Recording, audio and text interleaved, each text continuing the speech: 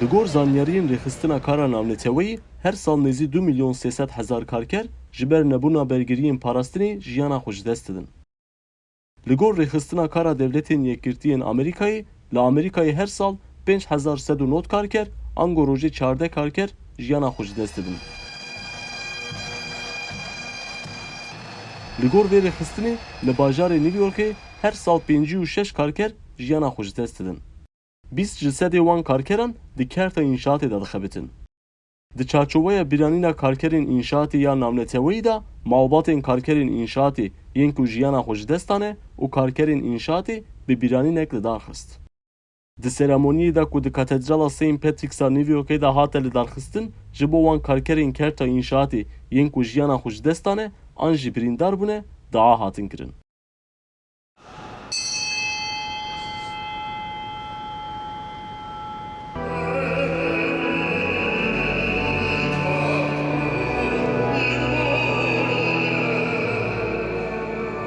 Di biranînê de gelek kesan kaska ku sembola karkerên înşaatê da serê xwe.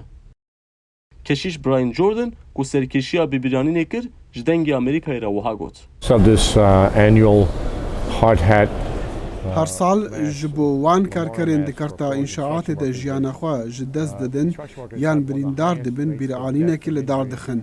Sendîka û karkerên înşaatê bi qasî ku ji destê wan tê bergirî digirin lê dîsan jî karker birîndar dibin yan dimirin. Rêjeya mirina karkerên bê sendîka hîn zêdetir e. Lewran li serparastina xwe di kar de baş perwerde nabin û kêmtir kirê werdigirin. Eger bi gotinek sade bêjim ew di nav şertûmercên koletiyê de dixebitin.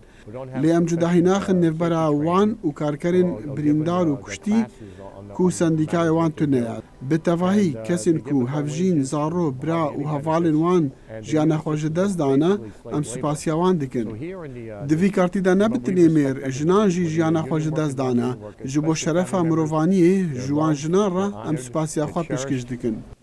Sinan Tunçdemir, Dengê Amerîka, New York.